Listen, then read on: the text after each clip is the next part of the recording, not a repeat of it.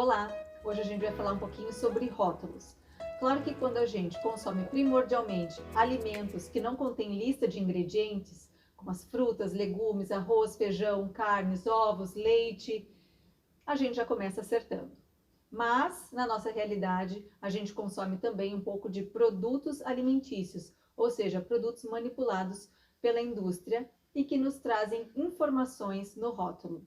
Aprender a ler os rótulos é primordial para quem quer ter uma alimentação saudável, porque se a gente se basear pelo que está na capa, na frente do rótulo, você terá pouca base para discernir se aquele produto é bom ou ruim. Por quê? Porque não existe uma legislação que proíba a indústria de colocar termos que atribuam uma certa característica de saudabilidade para o produto, quando na verdade muitas vezes o produto é uma bela porcaria. Então, a primeira coisa que é importante saber ler é a lista de ingredientes. O primeiro ponto a analisar é o número de ingredientes. Quanto menos ingredientes, mais próximo do alimento de origem esse produto é, ou seja, menos processado. Quanto maior, mais extensa a lista de ingredientes, maior a chance da gente ter uma carga muito alta de aditivos artificiais, de produtos refinados, como açúcar em suas diversas formas de apresentação, e de gordura trans. Outro ponto importante é saber que os ingredientes estão descritos em ordem decrescente de quantidade, ou seja, o primeiro ingrediente é o que está em maior quantidade em gramas no produto. Então, para exemplificar para vocês, vamos supor que você vai comprar um pão integral. Se o primeiro ingrediente da lista desse pão integral é uma farinha de trigo enriquecida com ferro e ácido fólico, quer dizer, o que está presente em maior quantidade é farinha branca nesse produto, ou seja, ele é muito pouco integral. Então, quando você vai fazer a seleção do seu pão, o primeiro ingrediente tem que ser farinha de trigo integral. A farinha de trigo integral, ela não precisa ser enriquecida com ferro e ácido fólico, porque na verdade é o processo de refino que extrai, que exclui as vitaminas e minerais da farinha, e é por isso que a indústria acaba tendo que enriquecê-la novamente. Para os alimentos mais processados, vocês vão perceber que aqueles nomezinhos estranhos vão estar mais para final da lista de ingredientes, porque eles estão em menor quantidade em gramagem. Mas esses aditivos artificiais, que são os corantes, conservantes, aromatizantes, edulcorantes, eles são nocivos mesmo em pequenas quantidades. Muitas vezes eles recebem nomes em siglas e é impossível conhecer todas as siglas e nem definir quais fazem bem e quais fazem mal. Muitas vezes as indústrias utilizam alguns aditivos artificiais que anos depois vêm a ser proibidos porque concluíram que realmente faziam mal para a saúde. Alguns aditivos são mais tranquilos, como os estabilizantes, que estão presentes no leite UHT. Alguns corantes naturais, então quando você lê corante natural, aromatizante natural ou edulcorante natural, você não precisa se preocupar tanto.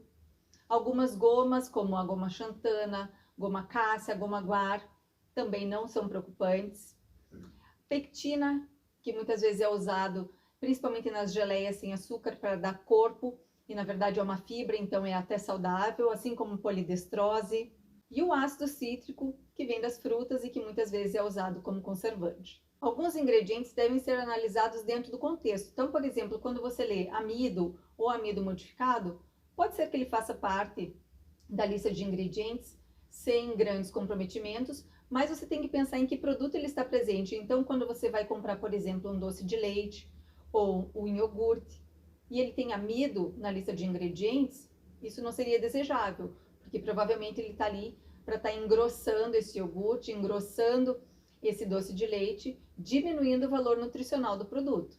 Já a tabela nutricional, ela faz uma tradução numérica de tudo que vem na lista de ingredientes. Ou seja, ela vai te dar o valor calórico, a gramagem de carboidrato, de proteína, de gordura, de fibras, por porção do produto. A tabela nutricional também ajuda a ver se um produto pode ser mais vantajoso do que o outro. Vamos pensar comparando a aveia em flocos com o farelo de aveia. Quando você analisa a tabelinha nutricional, você vai perceber que a aveia em flocos tem uma gramagem maior de carboidrato e menor de fibras quando comparado ao farelo de aveia. Então, para a grande maioria das pessoas que geralmente estão buscando perda de peso, controle de glicemia, saciedade, o farelo de aveia vai ser mais vantajoso por ter mais fibra, menos carboidrato, uma quantidade um pouquinho maior de proteína. Mas claro que sempre é uma análise de que para quem é esse produto, né? De quem a gente está falando. Então, muitas vezes é um atleta ou uma pessoa com baixo peso vai se beneficiar mais da aveia do que do farelo de aveia. A tabelinha nutricional também vai nos ajudar a entender um pouquinho mais determinados produtos, como por exemplo um chocolate 70% cacau. Quando você vê lá a tabela nutricional referente a uma porção de 25 gramas e vê que 8 gramas desses 25 são referentes ao carboidrato, se a gente pensar que o próprio cacau traz carboidrato e que 70% desses 25 gramas são cacau, quanto de gramagem que sobra para o açúcar? Será que a gente precisa se preocupar tanto com esse açúcar que estava lá na lista de ingredientes? Na verdade, nesse contexto, não. Você vai pensando um pouquinho, você vai perceber que a gramagem de açúcar por 25 gramas de produto vai ser muito pequena.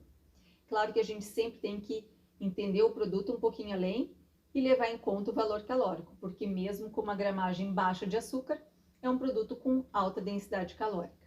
Então, espero que vocês tenham conseguido entender um pouquinho melhor sobre rotulagem, entendendo a frente do produto, que a capa não nos diz muita coisa, entendido sobre a lista de ingredientes e sobre a tabelinha nutricional, e que com essas informações vocês consigam ter mais autonomia para decidir sobre os produtos alimentícios que vocês levam para casa.